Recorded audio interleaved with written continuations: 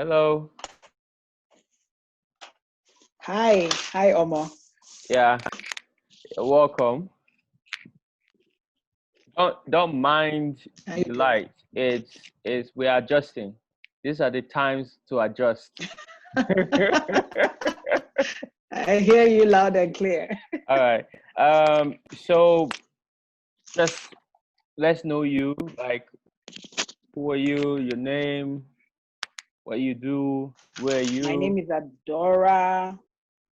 I am in Roslindale, Massachusetts, Boston. Okay. I'm in the United States. Yeah. So, what else do you want to know?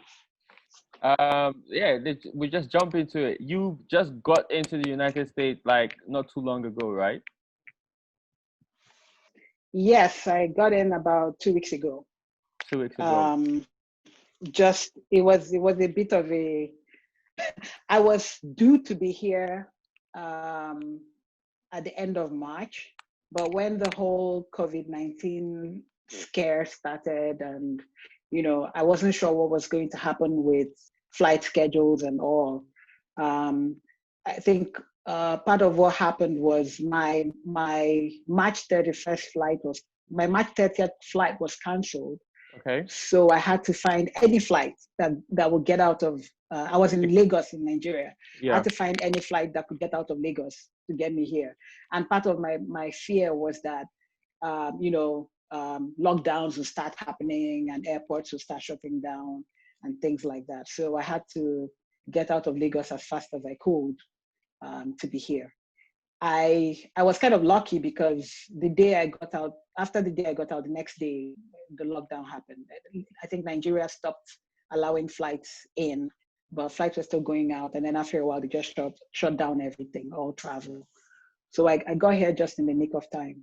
Yeah. It was a bit of a scary journey because that was also when um, it was starting to peak in different countries. So traveling was scary. I wasn't sure if I was going to be safe or not. In fact, I'm still in isolation from a lot of people. Like I haven't been to see my parents, for example, Okay. because it's not yet 14 days.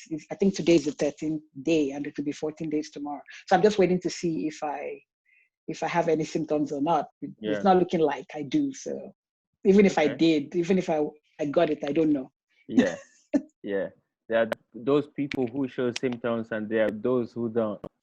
And this Yes. and In with the fact, information out there, more people won't show symptoms.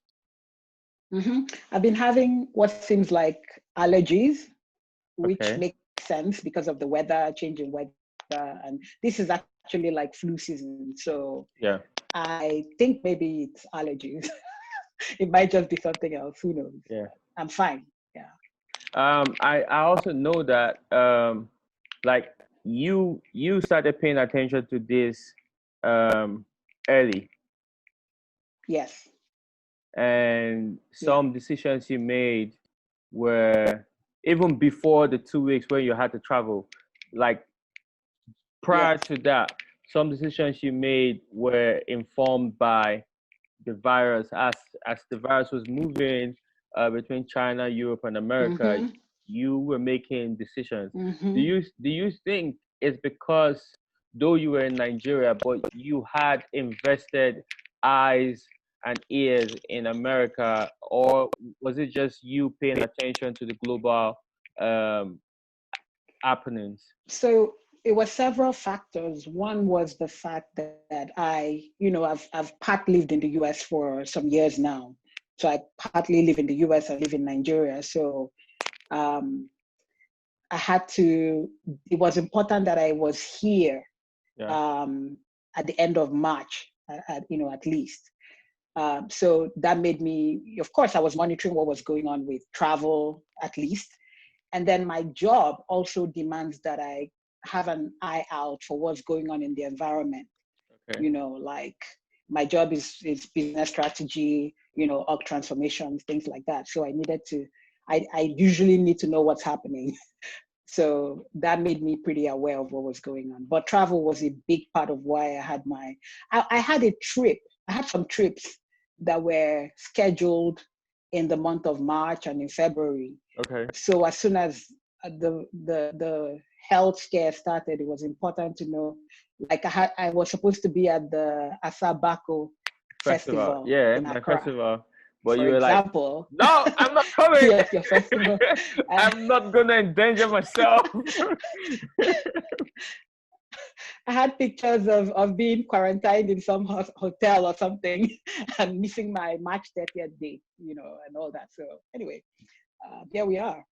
It was more Yeah. important to me to be in the States than to be at a sabbatical. I hope all this ends and we can make it next year.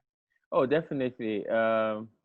I guess it will even it this gives us more reason to create even a larger festival feel, because now people are like, wow, what it is, what I you agree. people take so many things for granted, you know, like it's not like there's war out there. There are countries going through, you know, extreme realities, like war and everything, and they're trapped. But this isn't that. This Yes. is just like a virus traveling, and you can see the effect. You can even feel the fear, you know, Yes. and it's It's like, palpable. yeah, yeah, because for a war, you know that, oh, this is just ego, this is just greed, this is this, disagreement. You know what it is.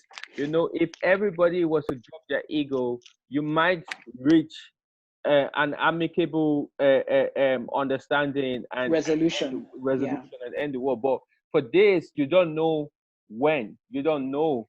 Like nobody knows. Um, Hmm. how is that affecting? Because I know that you're in the US now, but you have several projects you're working on. You know, how's Oh, yeah.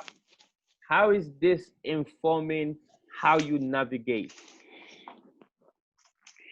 Well, so you know how it is when you have projects and deadlines Yeah, that you have like a mental map and and all kinds of tools to track your progress. Um, so in some ways, this has been a bit of a shock yeah, because my timelines are being totally rearranged for me, and I have no idea when it's going to end. So you have a lot of investment that you've made, and you're hoping that it. But in some ways, it's also good mm, because it gives me time to. It gives me, things happen very fast when yeah, you have an idea and you're trying to bring it out, mm-hmm, as yeah, quickly as you can. And you have to kind of balance this for people who are kind of perfectionists like mm, me. I'm constantly aware of how I want things to be perfect before they go out to the world. yeah, So I mentally force myself to let it go. It doesn't have to be absolutely perfect. So yeah, sometimes things take longer than they should before I push them out. So in this case, I didn't feel that my work was perfect yet, in some ways. But I had to get it out there because I've made investments, because yeah. I had timelines, because, it doesn't just have to be perfect before you start. So I just needed to start. But I'm trying to see this positively in some ways Okay. because this gives me time to iron out glitches, fix the things that I didn't think were perfect. Um, Maybe think again and create some more Yeah, before getting things out there. And it since it's like the whole world is on pause right now, it gives you time to really, really think through things. And everybody is stuck at home yeah, working, so there are very few distractions for the people that I'm working with, which is a plus. So we can all focus and get these things done. So I feel like this is an opportunity for me, but that's because I haven't gone full blast. If I had, maybe this would have been has slowed you painful, down in a way. But I don't know. it slowed me down in a bad way, because just it would make me lose momentum, which would then, affect a lot of things. So I'm just, again, when things are out of your control, you better find the positives and focus on that, Yeah. So what would you say is this experience, is it making you pay more attention to business, personal life, spirituality, um, relationships? Like what is being heightened within you right now? I would say that a few things. For now, it's been, so last 1 month has been very, very busy for me, like very intense, not just busy, because I'm making some transitions, some major transitions in life right now. So this whole thing coincided with with some major transitions, and Yeah, yeah. And um, I wish you like success in those transitions. oh, thank you so much. Yeah. Um, Part of, I mean, it doesn't matter who you are, every uncharted territory induces some kind of anxiety, right? So I wouldn't say that, I mean, I feel very at peace with the decisions I've made in life. And I feel very content and grateful for the life I've had so far, for the things I've learned, for the places I've been, and the opportunities I've had. So I was at that point in life where I felt that it was time to um, basically take it to the next level, Yeah. and just live my dreams now. I've learned enough to go out there and really, really live my dreams and do the things I've always wanted to do, the things I felt like I've been preparing for professionally, which in my case, my professional life has been an extension of my personal convictions. I've never done any work that I didn't feel convinced about, that didn't tie into my big goals as a human being, Yeah. what I like to call my work in life, and Yeah. so there's no dissonance between the work I do for a living and my personality or my personal life and my personal dreams and goals. So that it's all part of one big thing. So I never felt like I was doing something I shouldn't be doing. Oh, okay. But this is like another level. And of course, there's some fear and some anxiety. Maybe not really fear, but more like anxiety, more like not knowing how it's going to go. But I'm excited about it. So I was at the point where I just needed to take off and do this, and Yeah. then COVID happened, so it slowed me down some. Like I said, I'm seeing it as okay. Maybe I need to take a chill pill and really Yeah. relook a lot of the plans I have. Fine tune them. It's made me feel like, if anything, I feel more convinced Yeah. about the steps I am taking right now, because I've had time to kind of think about them. But also being in the middle of a transition is like a lot of things are happening. There were a lot of moving parts, and getting to slow down is a bit of a blessing right Yeah. now, because this has just forced me to slow down. Um, yeah, so relationship wise as well. Oh my goodness, Omo. There's a lot in there. Let's just say that.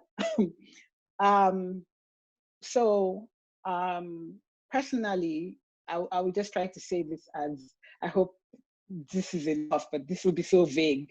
However, I think personally, everything you say is enough. We don't need to go too deep. yes. Okay. So personally, I feel like there were one or two difficult relationships, which were mainly family, Yeah. right? That I was trying to work through at the Hmm. same time, because being faced with it, with life transitions, meant I had to rethink a lot of things about my life, my finances, my personal relationships, Yeah. going forward, how do I want them to be? Who do I want to take with me on this journey, and who don't I want to take with me? So everything was integrated. Everything is interlocked. So I'd already been thinking about my relationships, but more from a very, that confidence that comes from, I've lived so long. I have a sense of who I am, where I want to be. I'm going to cut this person off and keep this person, very, very Machiavellian. I'm going to do this, I'm going to do that. And that's what I'm doing, But when existential things like this happen, it just kind of forces you to rethink some things. And, you find that, okay, it was fine to want to cut some people off and say, I'm not going to engage until I feel ready, or I feel like the person has come to a place of understanding or whatever. But if the person is in danger and I have a relationship with that person, and because this, for me, everybody's in danger in one way or the other. Those things don't matter right now. So I'm calling those people and I'm saying to them, are you okay? Are you doing the right things? I find myself feeling anxious about their well-being, and all the, I'm not saying that the hurt they may have caused has gone away.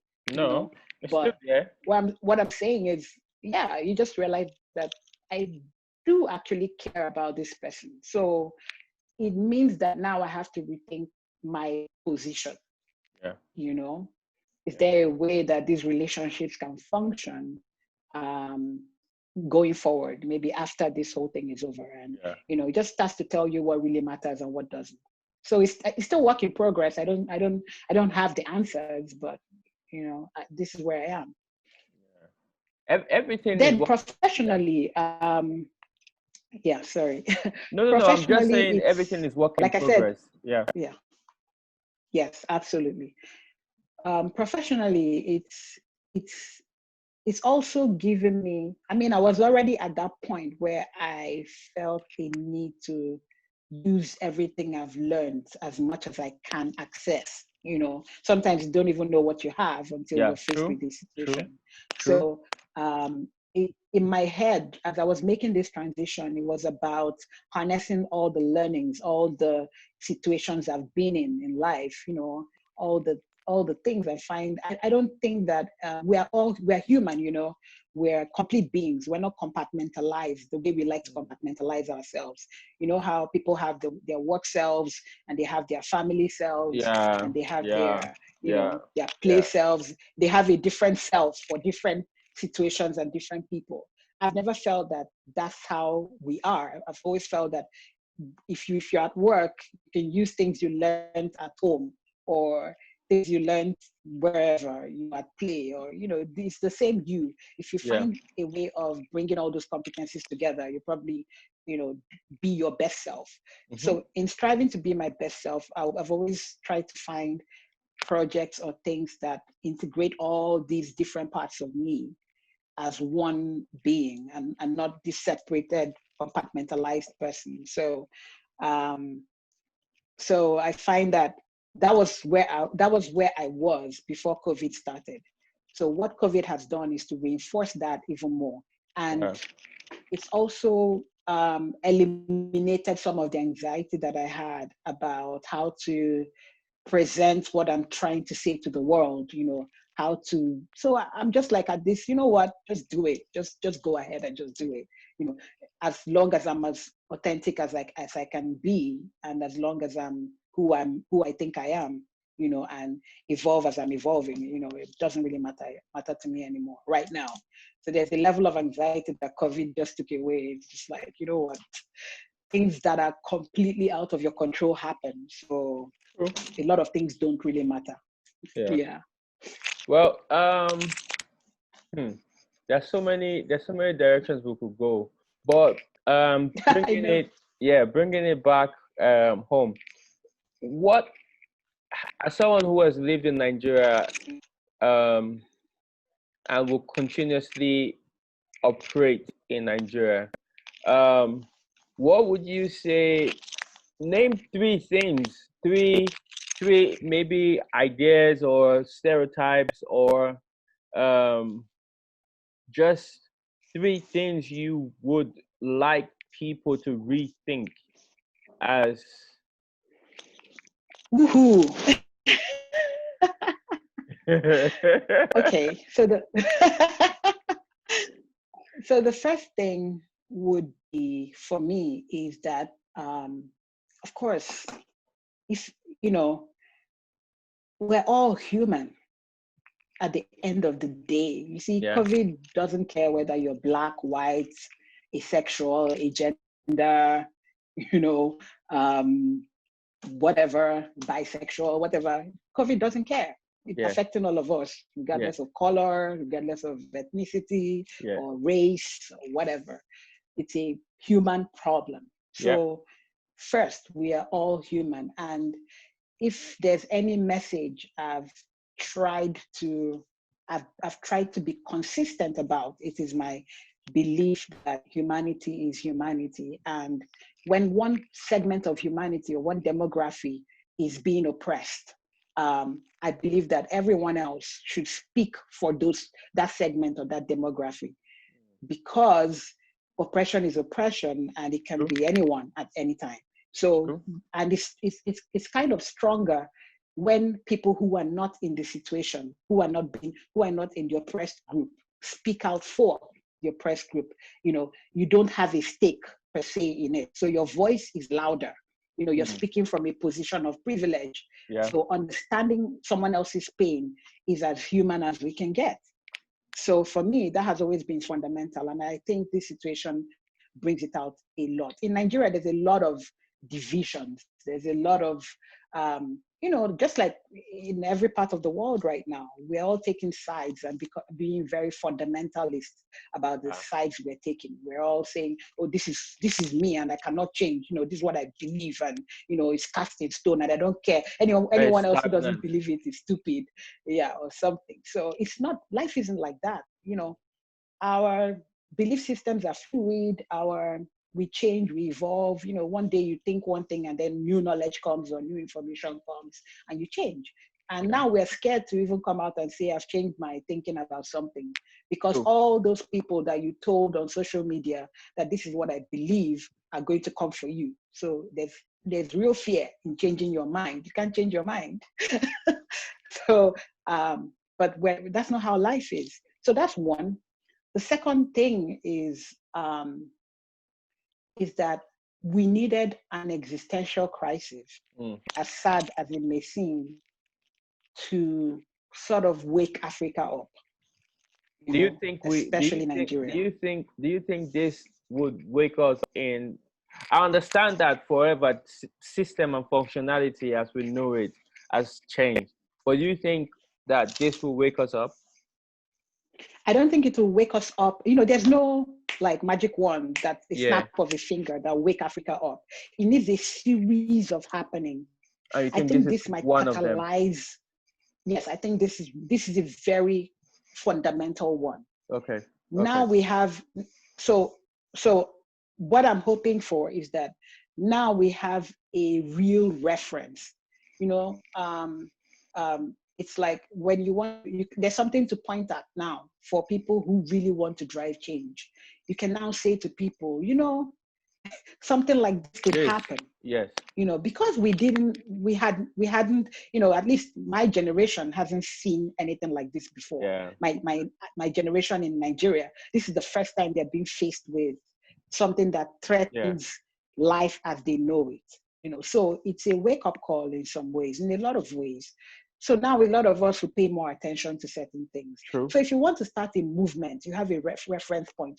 You have like a springboard to start a movement. So that's what I think. So I think that this is going to fundamentally change how change happens in yeah, Africa. yeah, And it matters. It matters a lot. Um, the third thing I'm going to say is related to my work. oh, okay, What I dream of, what I consider my work as a human being. Yeah, yeah, which is that you see, um, I've believed for a long time yeah, that, okay, I'll tell you how this evolved. I think I've talked to you about this personally before, yeah, but yeah, I'll just try to, yeah. So I started, my dream had always been um, to to help to contribute to building an Africa that solves its own problems and achieves its potential. And I've always felt that institutions were the key, systemic changes that Yeah. built institutions. We needed to build strong institutions that were sort of um, um, independent and agnostic of a lot of the things that we focus on a lot in Yeah. Africa, Yeah. in order to build models that people can look at and emulate. And I felt that the first time I started thinking about this was, I remember what made me start thinking about it was during my undergraduate years, when I think it was towards my final year, and I used to ask my friends, what do you want to be when you leave school? What do you want to do? And people just didn't know what they wanted to do. A lot of people told me, no, they want to just get a job. It was a job. And I just couldn't understand how you didn't know what you wanted to do, Um, so I felt like, okay, that's step one. We don't even know what we want to do. We don't know how we want to change things. We don't have a sense of who we are. So I wanted to sort of be in a place that taught me how to engage with people in a way that drives change. So I spoke to a cousin of mine about that. And she said, maybe you should join a consulting firm. At that time, I had no concept of what a consulting firm was or what they did. And she said, maybe you should drop your CV with people like KPMG. Yeah. So I dropped my CV with KPMG, which was the only job I applied for at that time. And luckily, KPMG thought I was interesting enough to call me, and that was how I got into management consulting. So as I started working with them, my aim was to learn about organizations, about the corporate world, how do institutions work? And I was very interested in the public sector, because the public sector was like, for me, if you can change how policies were made in nations, then you can change the nation. Yeah, big time. Yeah, but then when I got into when I started consulting for the public sector, after some years, I realized that this is not, like, especially in Nigeria, for some reasons, change is going to be difficult, except you can start from the apex. So the problem with the civil service is in the way the MDAs are created, the way the agencies and the ministries and all that, the way they're created, is difficult to redesign them, because they have this homogeneous design across board that they are forced to follow, regardless of what their mandate is, regardless of their situation. So there was no real look at the situation for this particular ministry or this agency. The ministers have no real power. The person that has, when I say power, I mean the kind of power that drives people to change their behavior. Yeah. So the person who may have that kind of power is the permanent secretary. But then the permanent secretary doesn't really have any real reason to change things, because they are usually maybe 1 year or 6 months from retirement. And and they've been in the system all their lives, and really, all their career. And really, this is not the time where they are on fire for change. It takes a special person. They've been beaten. They've been what's the word I'm looking for? They've been conditioned by the system. So in fact, when you're talking about change with them, they don't see it. They just keep telling you why it will not work. Because they've seen versions and versions and versions of it. They've seen all kinds of things. They've seen transformations come and go, and they have no real reason, if you look at the motivation, they're not motivated to change, because they are just about to cash out. So why would I change a system that's just about to pay me big time? it might backfire. So they just want things to stay as it is, so they can leave. So it was really frustrating trying to, being passionate about changing things. And I remember being depressed so many times from these projects, and knowing that there's absolutely very little I could do, as an individual, doing it the way I was. So I figured that, maybe transforming the private sector would create more influence. So this was my logic. If I did a lot of work in the private sector, where I was involved in the redesign of the organizations and the processes and their strategy. Maybe, and interestingly, I really got into people, Yeah. people strategy, Yeah. because at the end of the day, it's about human beings. My real aim is to transform the way we behave and the way we think.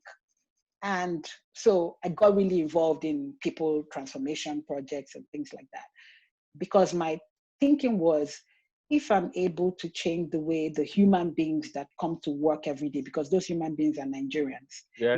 the things that motivate them, how they are rewarded, how they think about work and reward, the value systems that they Yeah. have, then I'll be transforming the society.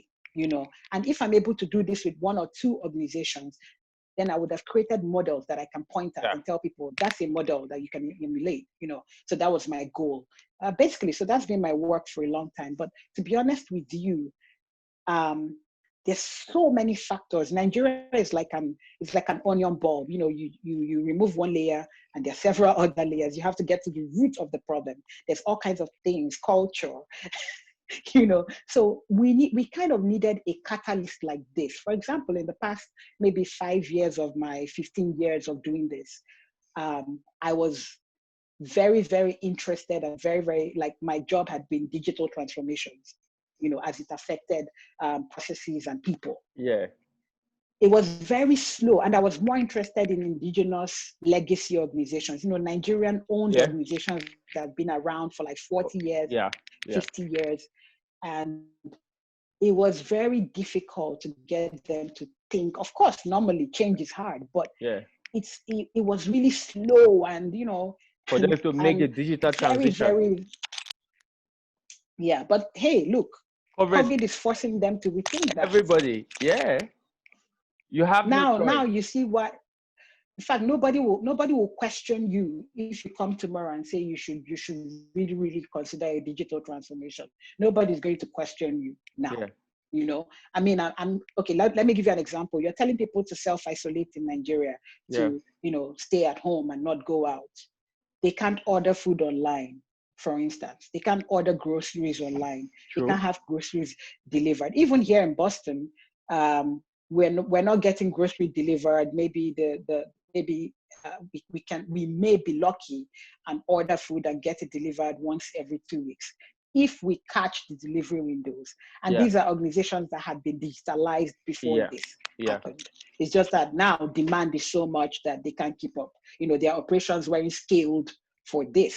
And even if they scale up now, it won't make sense, because after a while, COVID will go away. And so it's really, they're still getting the hang of it. But they're better off. A lot of businesses are going to die in Nigeria. I'm thinking of the grocery stores I like to shop at when I was in Lagos, like Hubmart. That's What are they nice. going to Yeah. do?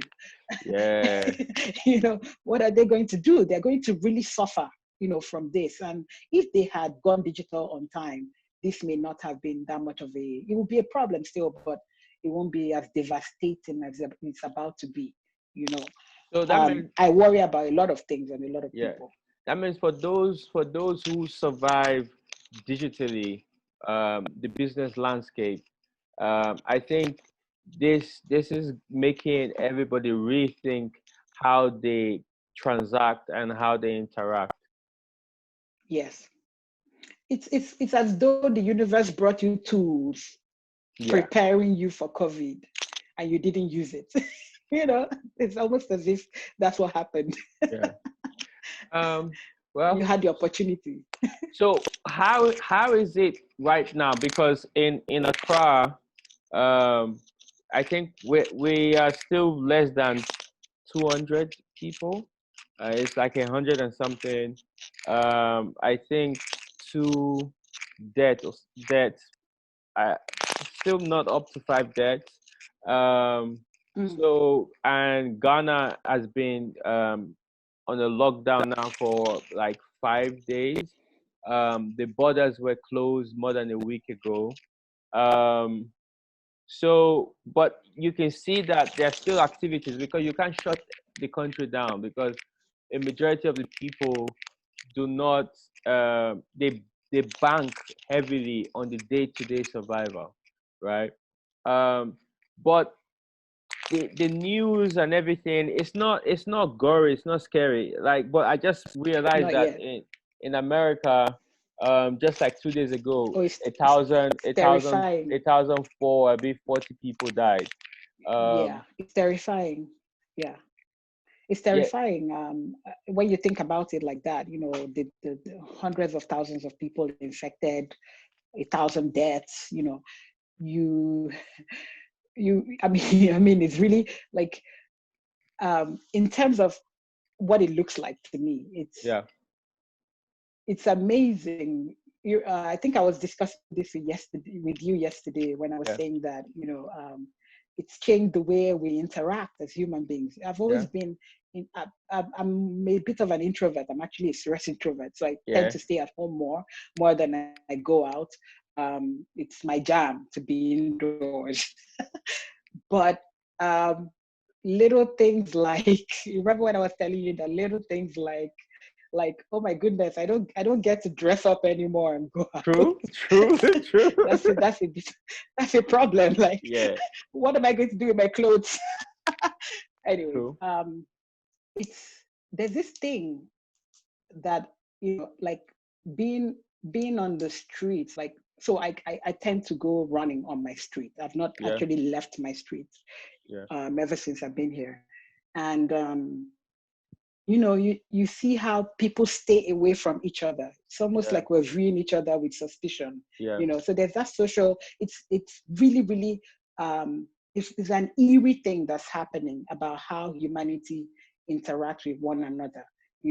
There's that eeriness. I mean, maybe I'm the only person feeling it, I don't know, but I feel like it's kind of eerie, the way we're just viewing each other with suspicion. Do you have it? Don't you have it? You see someone coming and you cross the road, you know, and it's just crazy.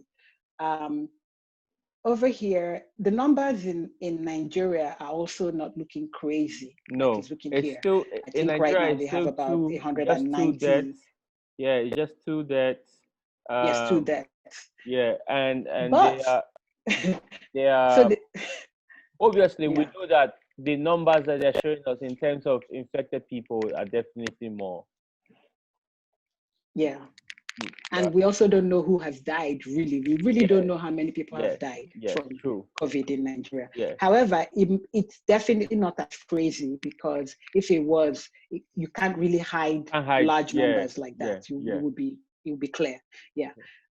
But I have a theory about why COVID didn't come to Africa for a long time. My theory is this: is the fact that it speaks to the isolation of Africa from the rest of the world. People think that people come to Africa to make money. Of course, people come to Africa to suck Africa dry. That's why they come to Africa, so, but not really for the conversations that matter. If you look at how trade moves or people move, where are they really going? They're not really coming to Africa.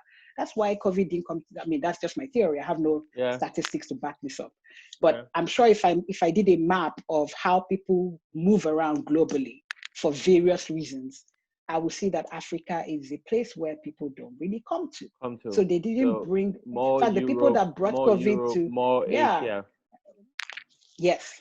So the people that brought COVID to Africa were our children coming back home. Mm, They were the ones that brought it up, or Nigerians who'd gone out and come home, So I hope Africa pays attention to that. We are really isolated. They only come when they want something, you know? yeah. And so that happened. I think that's why it was late to come to Africa. Mm. Now, whether it will explode like it has exploded everywhere is neither here nor there, because either we take the moves we're taking work, or we're just sitting on a time bomb, which is the fear that a lot of people have. Will self-isolation really work? I don't think so. Now, With the what we're doing system, in Nigeria, yeah, with the type of system we have, um, the self isolation happening in Europe and America can't work here. of course not, It's just absolutely not. impossible. So we just have The to hope. markets are still open. Yeah, we just have to hope that it doesn't become more serious, and it doesn't move faster than it is moving now. Because if it does, we do not Or have the that we find it. Yeah, we don't have the We don't have the capacity at capacity. It's all. not even. Yeah. It's not even. Oh, what can we do? We don't have the capacity. I hope that after this is done, like I said, it engineers some kind of difference in how we think about who we make our leaders, you know, um, and how we choose the people that lead us and make decisions about Yeah. our countries. Yeah, because that's where the look at Nigeria's healthcare system. It's been in a rut over the past maybe 10 years or so. It's been More. absolutely depreciated or more. And it's crazy. And this happens. And everybody's now realizing that, oh, come to think of it, private hospitals can never carry this kind of weight, At all. At all. because then what people that were privileged were doing was just, okay, I'll go to a private hospital, Yeah. and when it gets really bad, I'll travel abroad. Once Yeah. I remember, then people brag about things like having global health insurance, so I can be flown away when I have a But chronic now disease or when I'm about to the die. flights are not moving. So what are you going to do? Yes, I've I worked in HR at the highest level in an organization. So part of the enticing package is to give people, health insurance that cover them and their family. Give them business class tickets for themselves and their families, things like that. How is that like? And when I say cover you and your family, meaning that you can travel abroad to be treated for things like Yeah. cancer. Yeah. That's people ask you for those kind of things in Nigeria, or Yeah. ask you for. So they won't even come to work for you as an executive if you're not providing those things. If you're not providing a car and a driver, instead of a transportation system that works. If you're not, sometimes you're providing diesel generators instead of electricity that works. So we're just all building these islands. Once you're safe, once you and your family you're safe, then every other person can go to hell. Yeah. And we enjoy the social division. You're on top and everybody else is poor. You like being the 1% or the Yeah. 10% or whatever. It's kind of nice to be the one who's doing well. Yeah. It's sad, but that's what it is. Yeah.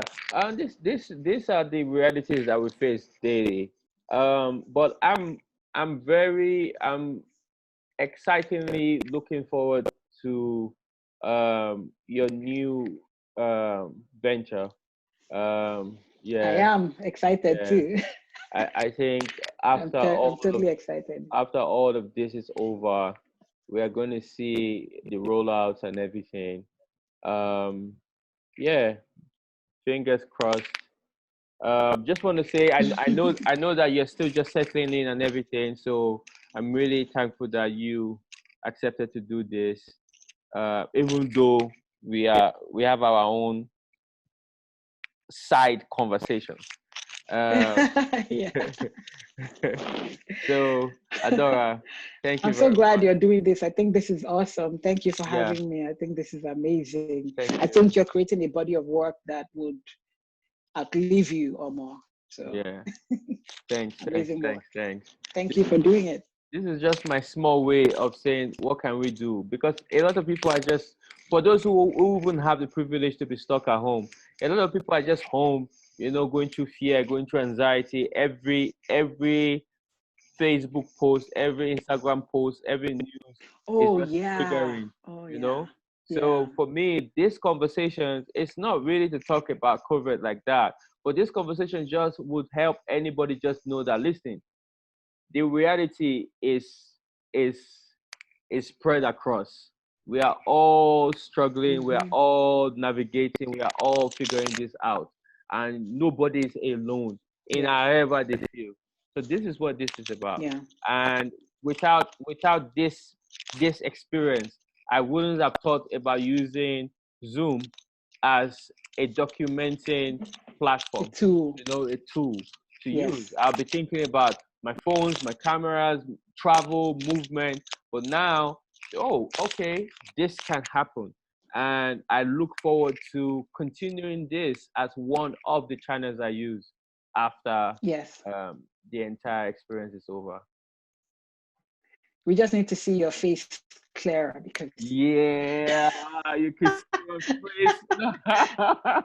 I'm just teasing you. I know, I know, I know. All right, yeah. Anyways, Bye. yeah, this is awesome, ma'am. I think it's really cool. Take care. Bye. Yeah, bye.